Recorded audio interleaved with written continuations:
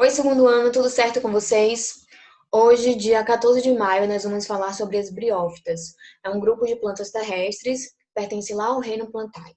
Nossa oitava aula online.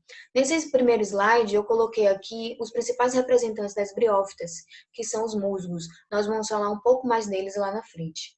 Agora, antes de falar das briófitas, das características, das principais funções, do ciclo reprodutivo, eu quero que vocês percebam, vou recapitular, na verdade, a história evolutiva das plantas e que vocês possam perceber onde esse grupo, as briófitas, estão inseridas nessa escala evolutiva das plantas terrestres. Então, a gente viu que as algas verdes provavelmente são os seres vivos que, principalmente um grupo de algas verdes chamado de carofíceas, que são os ancestrais comuns das plantas terrestres. Essas algas verdes, que plantas terrestres? Aquelas plantas terrestres pertencentes ao grupo das briófitas, pteridófitas, gimnospermas e angiospermas. Quais as características dessas algas verdes? Vivem em ambientes aquáticos e por isso não tem problema com desidratação. Além disso, são pluricelulares, eucariontes e autotróficos. Todas essas características são compartilhadas com as briófitas, pteridófitas, gimnospermas e angiospermas.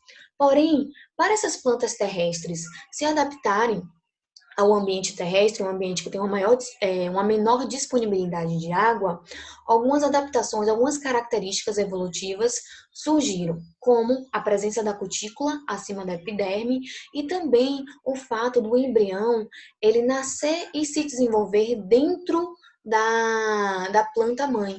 E por isso são chamadas de plantas embriófitas. Aqui, ó, a presença do embrião no gametófito feminino, certo? Essa característica é comum a todos esses grupos de plantas terrestres. Porém, a presença de vasos condutores é uma característica compartilhada pelas pteridófitas, gimnospermas e angiospermas. E por isso a gente diz que esses três grupos são de traqueófitas, tá bom? Elas são traqueófitas. Por consequência, as briófitas que não apresentam vasos condutores são avasculares e não fazem parte desse grupo. Uma característica compartilhada somente pelas gimnospermas e angiospermas é a presença de sementes. Então, nem briófitas nem pteridófitas vai ter sementes, somente as gimnospermas e angiospermas. Para a presença de semente, plantas que apresentam sementes, a gente diz que essas plantas são espermatófitas. Por outro lado, somente as angiospermas apresentam características como flores e frutos. Então, a gente só vai ter a presença de flores e frutos para as angiospermas, tá bom? Então, de uma maneira simples, eu estou aqui evidenciando a escala evolutiva das plantas terrestres e vamos falar hoje de um grupo de plantas terrestres que são as briófitas. Vamos conhecer um pouco mais as briófitas? Então, as briófitas têm essa estrutura aqui, tá? Porque aqui são os musgos, são os principais representantes das briófitas. Lógico que tem outros grupos representantes de briófitas, mas os musgos são os principais representantes. As briófitas têm como característica, ela é uma planta de pequeno porte, são pluricelulares, a gente vai conseguir ver olho nu, mas é uma planta de pequeno porte, tá? Vivem em locais úmidos, por quê? Porque a fecundação vai precisar de água para acontecer. Os gametas masculinos, eles têm flagelos, eles precisam nadar para encontrar, ou seja, precisa de água, né? Se vai nadar, precisa de água para encontrar os gametas femininos e ter a fecundação. Então, a fecundação é dependente de água. Apesar dessas plantas viverem em ambientes terrestres, esses ambientes então precisam ser úmidos. São plantas avasculares, como a gente já tinha falado, e não apresentam nem sementes, que é uma característica que veio com a gimnosperma, muito menos frutos e flores, que são características exclusivas das angiospermas. São plantas avasculares que não apresentam vaso condutor de seiva, seiva bruta e seiva elaborada. Agora, vocês entendem o que seriam esses tecidos condutores, esses vasos condutores? Então, vamos aprender aqui. As briófitas não apresentam essa estrutura, mas quando eu falo em avascular, né, pelo fato delas não apresentarem, vocês podem sentir essa curiosidade de saber o que são os vasos condutores. Então, em todos os órgãos da planta, raiz, caule e folha, né, se a planta é uma planta vascular, vai ter esses vasos condutores.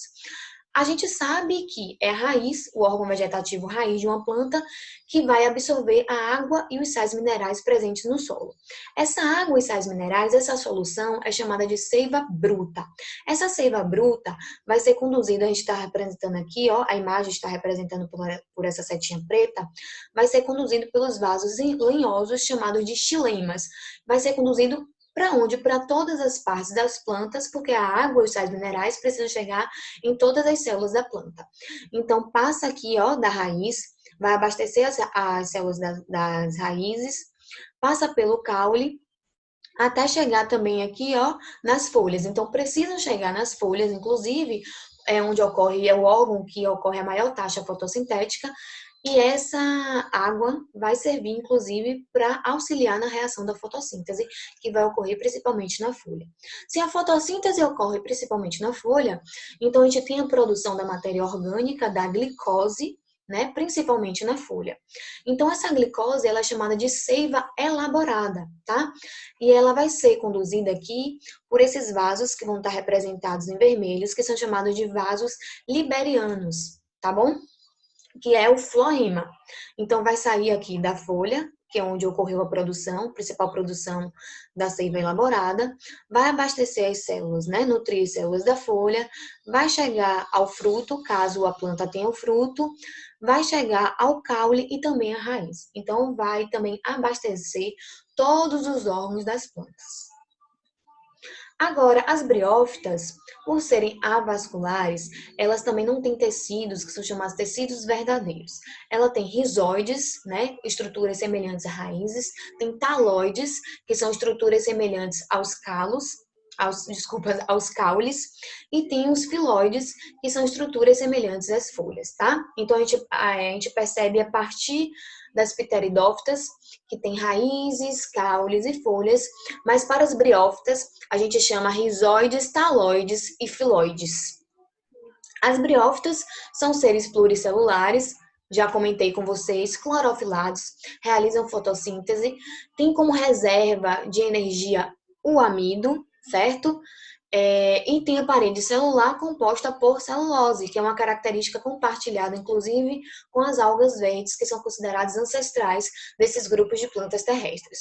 As briófitas também apresentam aquela camada acima da epiderme, que é para evitar a perda de água, evitar a desidratação das plantas, que é a cutícula, que é uma adaptação, uma característica das plantas terrestres. Essa característica, assim como a presença do embrião na planta mãe, são características compartilhadas pelas briófitas, pteridófitas, gimnospermas e angiospermas. Agora, como as briófitas se reproduzem? Então, eu falei lá na aula passada que tem um ciclo, que a gente chama, na verdade, uma geração assexuada e sexuada. A geração assexuada é com a presença de uma estrutura chamada de esporófito, que vai produzir esporos. E a geração sexuada, que vai envolver a formação de gametas e a união de gametas através de uma fecundação, tá? Então, vai ter a parte do gametófito, ok? Aqui eu estou representando um musgo, certo? Nessa imagem, evidenciando um musgo, que mostra que essa parte basal aqui é o gametófito do musgo, e essa parte mais acima, que tem a haste e tem a cápsula, que é justamente onde os esporos ficam, é o esporófito. Então, essa é uma estrutura de um musgo com o gametófito e o esporófito. É importante vocês saberem que esses musgos, por exemplo, e como as principais briófitas, são seres dioicos. O que é isso? Ou seja, tem uma planta que é masculina e uma planta que é feminina. Então, a gente não tem os dois sexos em uma planta só, tá bom? O gametófito masculino vai produzir gametas masculinos. O nome desses gametas masculinos são chamados de anterozoides, são gametas flagelados, porque precisam da presença de água, porque nadam para chegar até o gameta feminino, tá? Nesse gametófito masculino tem uma estrutura chamada de anterídeos, é como se fosse um órgão, que não é, é a estrutura que vai produzir esses gametas masculinos chamados de anterozoides, tá bom? Já o gametófito feminino, porque a planta vai ser ou um gametófito feminino ou um gametófito masculino. Já o gametófito feminino vai produzir gametas femininos. O nome do gameta feminino é osfera, né, o qual vai ser fecundado pelo anterozoide. E a estrutura que produz a osfera dentro do gametófito feminino é chamada de arquegônio, certo? A reprodução ela é dependente de água, onde o anterozoide precisa nadar para encontrar a osfera e conseguir fecundar esse gameta feminino. Então, percebam que a partir briófitas, pteridófitas, ou a partir das pteridófitas, gimnospermas e angiospermas, a gente vai tendo uma independência da água. Mas para as briófitas, a fecundação ainda é dependente de água. Aqui, de maneira geral, estou simplificando e representando o ciclo de vida, certo? De um musgo, o principal representante das briófitas. Então, percebam, aqui é uma estrutura de um musgo que tem um gametófito embaixo e sobre o gametófito o esporófito. O esporófito tem essa cápsula onde estão o quê? Os esporos, onde os esporos são produzidos através de meiose. Quando esses esporos eles estão maduros, essa cápsula se rompe, os esporos caem no ambiente. E aí os esporos, encontrando condições favoráveis para o seu desenvolvimento, começam a germinar. Percebam que esporos vão dar origem a gametófitos femininos ou gametófitos masculinos. Não tem como ter o mesmo sexo em uma planta só, tá? Então, tem gametófitos femininos e gametófitos masculinos. Aqui é um gametófito, cadê a setinha? Aqui vai ser um gametófito masculino. Perceba que tem a presença aqui, ó, na parte apical do gametófito masculino, a presença de um anterídeo, que é justamente a estrutura que produz as células sexuais, que produzem os gametas masculinos, chamados de anterozoides, tá bom? E aqui no gametófito feminino, vai ter o arquegônio, que vai ser a estrutura que vai produzir a osfera. Quando esse anterídeo libera os anterozoides, na presença de água, esses anterozoides nadam e chegam até o quê? A osfera, tá? Para fecundar a osfera. Então, entra no arquegônio e chega até a osfera. Quando ocorre a fecundação, vai ser formado o quê? Um zigoto. Uma célula diploide 2N dentro da onde do gametófito feminino. Por isso que a gente diz que essa planta é embriófita, ó, uma adaptação ao ambiente terrestre, tá bom? Para que a própria planta mãe consiga nutrir e fornecer água para esse organismo no início do seu desenvolvimento. E esse embrião, ele nada mais é, né? Ele vai dar origem ao esporófito. Então a gente diz que para as briófitas, o esporófito, ele surge, ele se desenvolve, né, dentro aqui, ó, do gametófito feminino e ele vai se desenvolvendo, formando aqui esse esporófito 2Ns. Por que 2N? Diploide, oriundo da fecundação, da união de anterozoides e de osfera. Tá bom, gente? É importante vocês perceberem que para as briófitas, em relação ao ciclo de vida das briófitas, o gametófito é a geração duradoura, né? A gente diz assim que demora mais tempo, e o esporófito vai ser vai ter uma duração mais curta. Então, sempre que a gente olhar um musgo, a gente vai ver o gametófito. Nem sempre vamos ver o esporófito.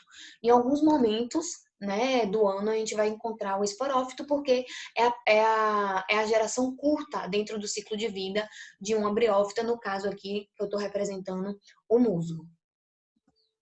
E a importância das briófitas? Então, pelo fato das briófitas absorverem água, vai evitar um processo de erosão do solo, vai evitar, diminuir, minimizar a desagregação de partículas no solo, né? Evitando essa erosão. São indicadores de poluição ambiental, então a gente não vai encontrar briófitas em ambientes muito poluídos, elas não resistem a ambientes poluídos, então se a gente encontra muitos musgos em algumas áreas, a gente sabe que na verdade aquela área é pouco antropizada, pouco poluída, certo? Podem ser utilizadas também em pesquisas biológicas, farmacêuticas e também para extração de algumas essências. Podem ser plantas ornamentais e são essenciais também para alguns ecossistemas, as quais elas são consideradas a base da cadeia alimentar de determinados ecossistemas. Aqui eu estou retomando, falando dos principais, as imagens dos principais representantes das briófitas. Então, a gente tem os musgos, tá? Com a parte do gametófito e a parte do esporófito aqui evidente. As hepáticas são também briófitas, mas quando a gente fala de briófitas, a gente vai trabalhar principalmente com os musgos, inclusive o ciclo de vida, tá bom? Aqui, ó, os musgos e aqui embaixo também os musgos. Aqui mais exemplos de musgos que a gente pode ver, de hepáticas, tá bom? Outro grupo de briófitas, de musgos, e aqui as pteridófitas, que são as samambaias. Os principais representantes das pteridófitas são as samambaias, que nós vamos falar na próxima aula. Então, hoje nós falamos sobre as briófitas, na próxima aula, pteridófitas, e nas duas próximas aulas, vamos falar sobre as gimnospermas e angiospermas. Eu espero que vocês tenham entendido, façam um exercício, me procurem caso tenham dúvida. Se não tiverem dúvida, mas quiserem me mostrar o exercício para ver se está tudo direitinho, estou disponível, tá?